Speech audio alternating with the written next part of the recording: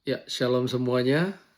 Renungan dari bacaan Kejadian 34. Ya, ini sebenarnya pasal 34 nih pasal yang ceritanya sangat bagi saya sesuatu yang tragis yang sangat bahkan kalau habis baca ini kayak merasa terganggu lah ya dengan apa yang dilakukan oleh anak-anaknya Yakub. Ya. Oke, kita langsung baca aja. Kejadian 34, Dina dan Sikem. Ya, ayat 1, pada suatu kali pergilah Dina, anak perempuan Lea yang dilahirkan bagi Yakub, mengunjungi perempuan-perempuan di negeri itu. Ketika itu terlihatlah ia oleh Sikem, anak Hemor, orang Hewi, raja negeri itu. Lalu Dina itu dilarikannya dan diperkosanya. Ya, jadi kita lihat sini si Dina ini mungkin penasaran dengan situasi daerah situ. Jadi dia mau hangout, mau kunjungin perempuan-perempuan yang ada di sekitar situ, ya.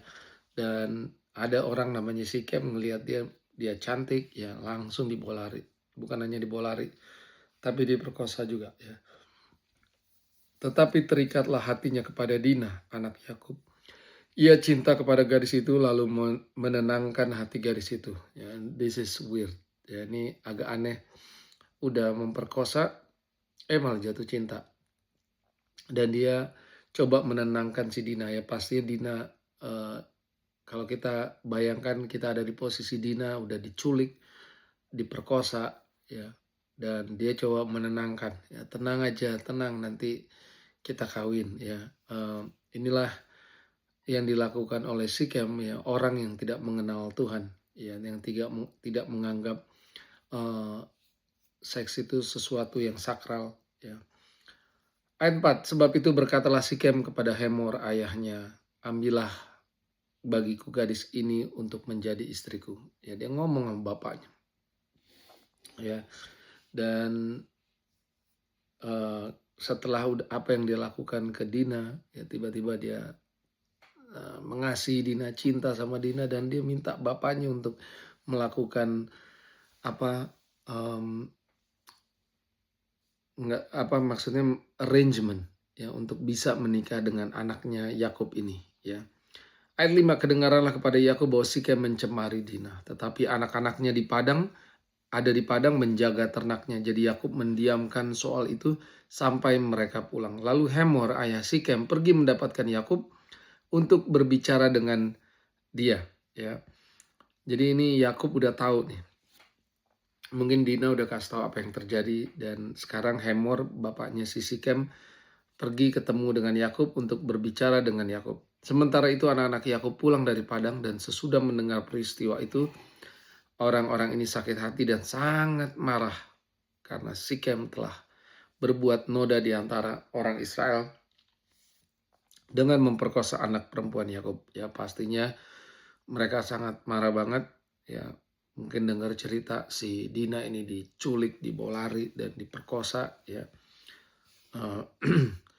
Sebab yang demikian itu tidak patut dilakukan. Berbicaralah Hemor kepada mereka itu, hati Sikem anakku mengingini anakmu. Kiranya kamu memberikan diri kepadanya menjadi istrinya. Dan biarlah kita mengambil. Berikan gadis kamu kepada kami dan ambillah gadis-gadis kami. Man, this guy is crazy. Ya, berani-beraninya datang ke keluarganya Yakub, dan akhirnya abang-abangnya Dina, anak-anak Yakub lainnya dengar, dan mereka sangat marah.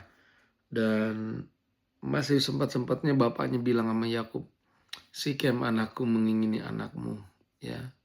Katanya dibilang kasihlah supaya dia jadi istrinya. Dan biarlah kita saling mawin, kasih gadis-gadis kamu ke kami dan gadis-gadis kami ke kalian, ya. That's crazy, ya. 10, tinggallah pada kami, negeri ini terbuka untuk kamu. Tinggallah di sini, jalanilah negeri ini dengan bebas dan menetaplah di sini. Ini kayak bapaknya si Sikem ini mau mengajukan kayak semacam proposal, ya si Hemor ini supaya terjadi kawin mawin antara keturunan Yakub dan keturunan orang Hewi ini. Ya, dan sebenarnya Hemor ini juga melihat sesuatu.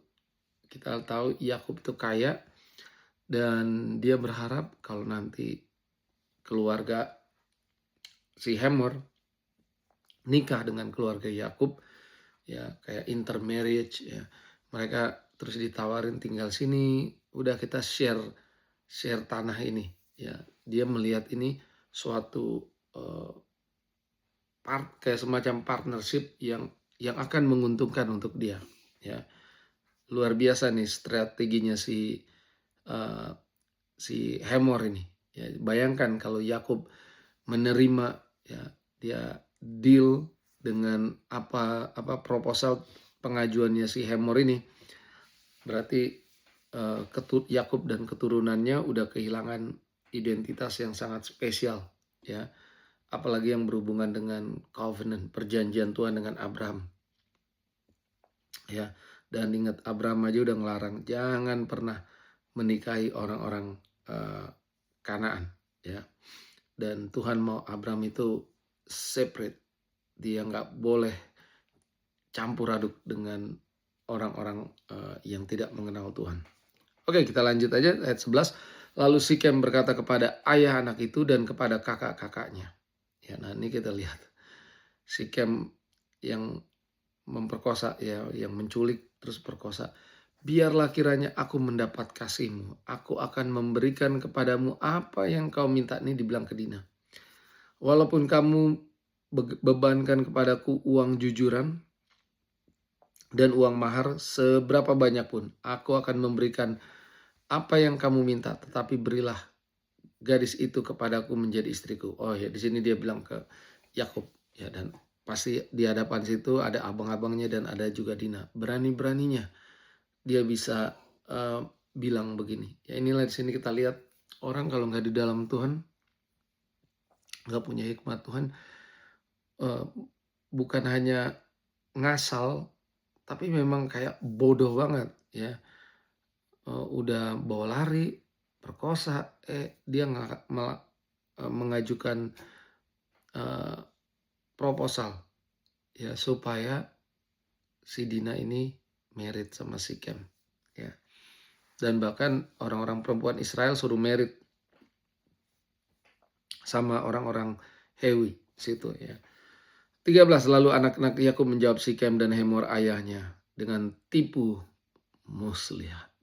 Ya, ini di keluarga ini dari Abraham, Ishak, Yakub, ya namanya tipu sana sini, tipu muslihat, ini bukan sesuatu yang asing. Ya ini sepertinya kayak kutuk keturunan, ya, di mana mereka ini punya kecenderungan untuk berbohong, menipu, dan terulang lagi di generasi berikutnya. Karena Sikem telah mencemari Dina, adik mereka itu, berkatalah mereka kepada kedua orang itu, kami tidak dapat berbuat demikian, memberikan adik kami kepada seorang laki-laki yang tidak bersunat, sebab hal itu aib bagi kami. Hanyalah dengan syarat ini kami dapat menyetujui permintaanmu. Kamu harus sama seperti kami, yaitu setiap laki-laki di antara kamu harus disunat. Ya, ingat di sini anak-anak Yakub menjawab Sikem dan bapaknya Hemor dengan tipu muslihat. Jadi apa yang mereka bilang ini supaya katanya kalian dan setiap laki-laki di antara mereka itu harus disunat, ya. Jadi kita bisa lihat sini, ya, sunat itu kan perjanjian antara Tuhan dan Abraham dan keturunannya. Ini perjanjian, perintah juga sunat ini yang membedakan Abraham dan keturunannya dengan bangsa-bangsa lain. Ya dengan cara itulah Tuhan menguduskan Abraham dan keturunannya. Jadi nggak sembarangan untuk melakukan sunat ini. Dan sunat ini hanya diberlakukan kepada Abraham dan keturunannya. Ya tapi kita lihat sini anak-anaknya Yakub, ya mereka mempermainkan sesuatu yang sakral, yang kudus, yang hanya boleh dilakukan pada anak-anak Tuhan, yaitu di sini Abraham yang merepresentasikan anak Tuhan, bukan untuk orang-orang yang tidak ada di dalam Tuhan, ya. Dan bahkan dia menggunakan sunat, ya, untuk melakukan niatnya yang jahat, ya, anak-anaknya Yakub ini. Mereka punya rencana untuk melakukan balas dendam. Ya, ini sesuatu yang ya menyedihkan yang terjadi di keluarganya Yakub, ya. Oke, kita lanjut ayat 16. Barulah kami akan memberikan garis-garis kami kepada kamu dan mengambil garis-garis kamu, maka kami akan tinggal padamu dan kita akan menjadi satu bangsa. Ingat, ya, mereka ini melakukan tipu muslihat. Ya, berbohong udah sesuatu yang biasa, yang sebagai warisan moral yang tidak bagus yang diwariskan oleh Abraham, Ishak, dan Yakub, dan sekarang anak-anaknya, ya. Tetapi jika kamu tidak mendengarkan perkataan kami dan kamu tidak disunat, maka kami akan mengambil kembali anak itu lalu pergi. Lalu Hemor dan Sikem, anak Hemor, menyetujui usul mereka. Nggak tahu kenapa mereka ini, si Sikem ini dan bapaknya kayaknya ngebet banget untuk dapetin Dina, ya, sampai mereka rela. Mereka yang minta pengajuan, tapi disuruh sunat bukan hanya mereka aja, seluruh laki-laki yang ada di rumah si Hemor ini, ya kan. Dan orang muda itu tidak bertangguh melakukannya sebab ia suka pada anak Yakub. Lagi pula ia seorang yang paling dihormati di antara seluruh kaum keluarganya. Lalu pergilah Hemor dan Sikem anak itu ke pintu gerbang kota dan mereka berbicara kepada penduduk kota itu. Orang-orang itu mau hidup damai dengan kita. Biarlah mereka tinggal di negeri ini dan menjalani dengan bebas. Bukankah negeri ini cukup luas untuk mereka? Maka kita dapat mengambil garis-garis mereka menjadi istri kita. Dan kita dapat memberikan garis-garis kita kepada mereka. Namun hanya dengan syarat ini, orang-orang itu setuju tinggal bersama-sama dengan kita. Sehingga kita menjadi satu bangsa. Yaitu setiap laki-laki di antara kita harus disunat seperti mereka bersunat. Ternak mereka, harta benda mereka, dan segala hewan mereka. Bukankah semuanya itu akan menjadi milik kita? Ya, nah ini dia motivasinya udah beda juga dari sisi Sikem dan Hemor. Motivasinya adalah kayak keserakahan. Ya, mereka hanya mementingkan diri sendiri supaya cuan, ya, supaya mereka tambah kaya. Hanya biarlah kita menyetujui permintaan mereka sehingga mereka tetap tinggal pada kita, ya. Mereka tahu Yakub itu orang kaya, makanya mereka mau halalkan segala cara, bahkan dengan cara menyunat semua laki-laki yang ada di situ, ya. Maka usul Hemor dan Sikem anaknya itu didengarkan oleh semua orang yang datang berkumpul di pintu gerbang kota itu. Ya, saya nggak tahu kenapa mereka mau dengarkan si Hemor, kenapa mereka sangat nafsu banget dengan wanita-wanita yang ada di rumahnya Yakub, ya. Nah, lalu dibilang apa? Lalu disunatlah setiap laki-laki, yakni setiap orang dewasa di kota itu. Akhirnya mereka disunat. 25, pada hari ketiga ketika mereka sedang menderita kesakitan, datanglah dua orang anak Yakub, yaitu Simeon dan Lewi. Ini dia dua anak Yakubnya. Lewi kita tahu, ya, ini yang akan melahirkan keturunan Lewi. Dan Lewi ini sangat spesial, ya, yang sering kita dengar Imam Lewi. Mereka ini melayani di bait Allah, ya, di rumah Tuhan, ya. Kakak-kakak Dina setelah masing-masing mengambil pedangnya menyerang kota itu dengan tidak takut-takut serta membunuh setiap laki-laki. Ya, pada hari ketiga habis disunat, ya, saya Google kenapa hari 3. Mereka nunggu, mereka tahu hari ketiga itu adalah hari di mana titik rasa nyeri sakitnya itu luar biasa, paling maksimal. Dan mereka langsung ambil pedang, berdua doang, membunuh setiap laki-laki. Luar biasa. Tadinya dari berbohong, dari tipu muslihat, sampai akhirnya mereka melakukan pembunuhan massal.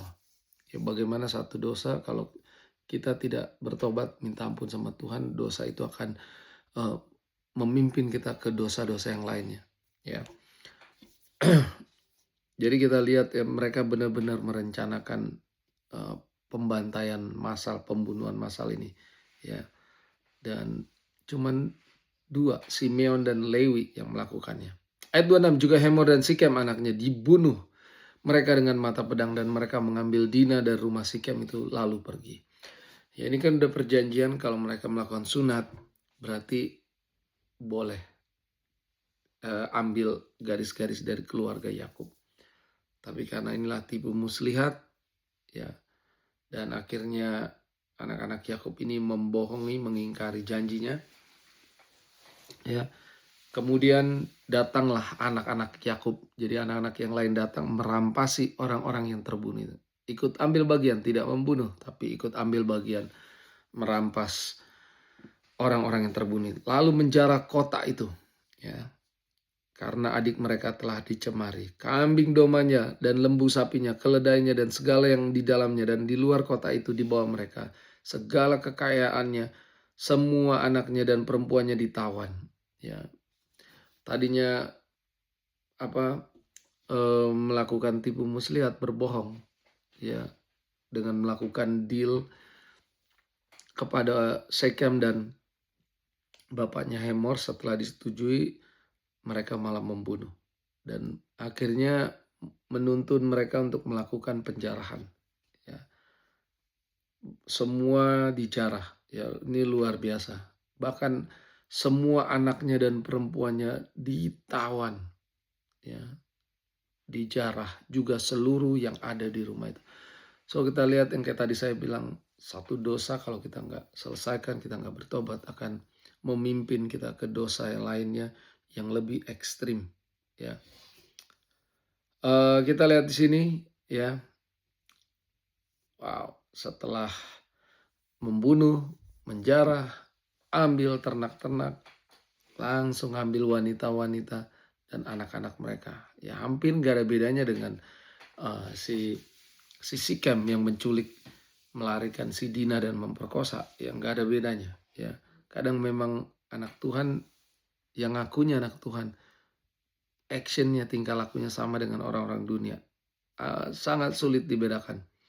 Ya, bagaimana ini akhirnya kita melihat ya balas dendam akhirnya menjadi ketamakan, keserakahan, dan akhirnya jadi pembunuhan, pembantaian massal. Ya.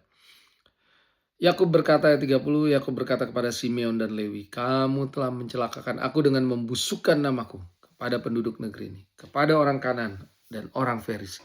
Padahal kita hanya sedikit jumlahnya.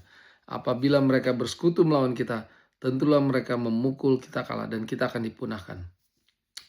Aku beserta seisi rumahku. Ya. Ini luar biasa, saya nggak tahu apa yang ada di otaknya Yakub. Yakub ini hanya mau cari aman. Ya. Dia takut anaknya membunuh, melakukan sesuatu kekejian, bukannya dimarahin karena anak-anaknya ini jadi anak-anak yang jahat, yang moralnya rusak, jadi bejat sampai mau melakukan pembantaian, pembunuhan massal, penjarahan, ngambil perempuan-perempuan dan anaknya. Ya ini luar biasa. Ya dia Yakub tidak ngomongin tentang kayak gitu. Yang diomongin adalah wah nanti mereka bisa balas dendam. Jumlah kita kan sedikit, ya. Dan disinilah yang kita lihat Yakub lebih mementingkan dirinya karena dia takut orang-orang akan balas dendam, ya. Dan fokusnya Yakub ya lebih ke apa yang membahayakan dia dan keluarganya, ya, bukan tentang moral anak-anak mereka, ya. Dan kita bisa lihat ini kepemimpinan Yakub yang sangat-sangat lemah, sangat-sangat pasif sehingga keluarganya yang nggak punya kayak spiritual guidance, ya, panduan rohani, ya, karena bapaknya nggak memimpin, ya. Wow, luar biasa ya. Ayat 31 terakhir, tetapi jawab mereka, mengapa adik kita diperlakukannya sebagai seorang perempuan sundal? Ya. Firman Tuhan ajarkan kita memaafkan. Memang ini sesuatu yang gak gampang, mustahil tanpa bantuan Roh Kudus. Ya, saat kita diperlakukan yang tidak baik dengan orang, kita tanya sama Tuhan, apa yang harus kita lakukan? Di pasal ini ya tidak ada Tuhan disebutkan. Ya, jadinya Tuhan nggak ada melakukan intervensi. Ya, dan apa yang kita bisa lihat di sini ya bagaimana kompromi dengan dunia. Ya Dina penasaran dengan lingkungan situ, mau lihat-lihat, mau hangout, mau gabung dengan perempuan-perempuan lokal ya, dan akhirnya mengundang Sikem yang jadi Sikem jadi tempted, dicobai ya. Kadang saya nggak tahu, mungkin Dina pakaiannya pakaian yang revealing, yang seksi, membuat Sikem ini jadi tertarik ya. Kadang ini kita harus hati-hati ya. Apa yang kita pakai, apa action kita, apakah membuat orang lain kita jadi batu sandungan untuk orang lain ya. Dan kita lihat juga bagaimana mereka memperlakukan sunat dengan sesuatu yang main-main ya, padahal ini sesuatu yang sakral yang Tuhan hanya mau lakukan untuk umat pilihannya ya. Wow, interesting ya. Itu aja dari renungan pembacaan Kejadian 34. Semoga bisa memberkati kita semua, dan sampai ketemu di Kejadian 35. Tuhan berkati.